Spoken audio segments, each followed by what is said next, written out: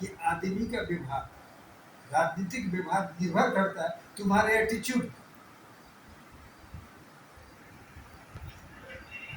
राजनीतिक व्यवहार निर्भर करता है एटीट्यूड।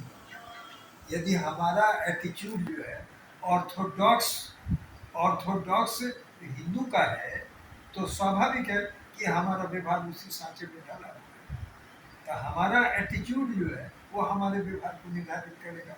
हम ऑर्थोडॉक्स हो जाएंगे या हिंदू स्पिरिट की बात करेंगे। यदि हमारा एटीट्यूड जो है कि समाज में समानता हो, आर्थिक समानता हो, सामाजिक समानता हो, इसमें हमारा विश्वास है, इसके प्रति हमारा पॉजिटिव एटीट्यूड है, तो हम चाहेंगे कि समाज बना रहे।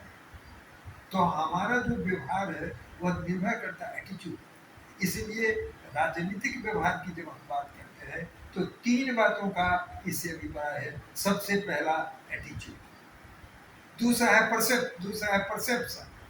परसेप्शन क्या है?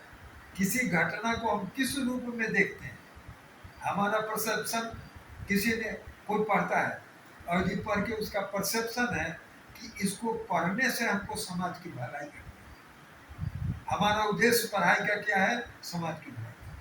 वह आदमी किसी नौकरी में नहीं है, वह समाज की भलाई का ही कार्य करे, कोई सामाजिक सेवा का ही कार्य करे। तो हमारा परसेप्शन है, हम समझते हैं कि पढ़ाई का यही मूल है कि हम समाज के काम आगे।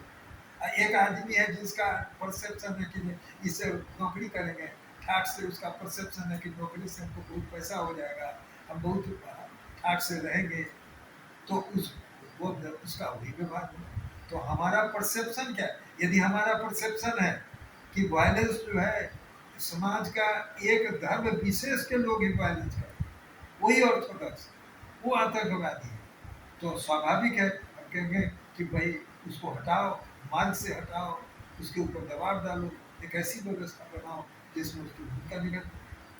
तो हमारा परसेप्शन क्या है, इस पर ही हमारा व्यवहार निर्भर करता है।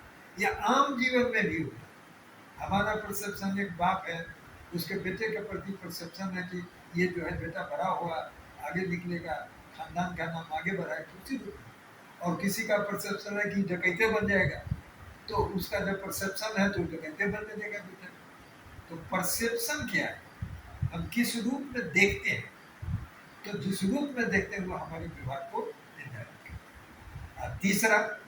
तीसरा है कि ये मोटिवेशन, हम किस मोटिवेशन से, कोई विद्यार्थी पढ़ रहा है इस मोटिवेशन से पढ़ रहा है कि हमको इससे नौकरी मिलेगी, इसमें आईएएस होता है, एक उसका मोटिवेशन है कि आईएएस हो जाएंगे ना, तो आईएएस में तो हमको सब चीज़ है, पैसा भी है और पावर भी है।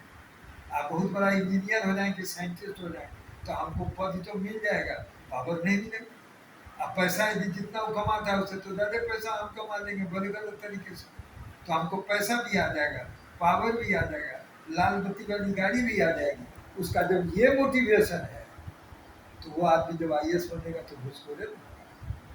कोई आदमी एमएलए और एमपी बनता है, उसका मोटिवेशन है कि मैं एमएलए और एमपी बन के हम मिनिस्टर बन जाएंगे, अब मिनिस्टर बन के इतना कमा लेंगे जो 2 पुस्तक खाता रहेगा।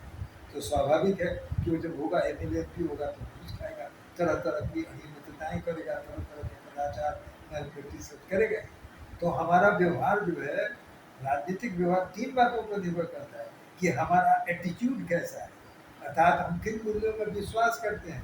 दूसरा हमारा परसेप्शन क्या है, हम किसी भी समस्या को किस रूप में देखते हैं।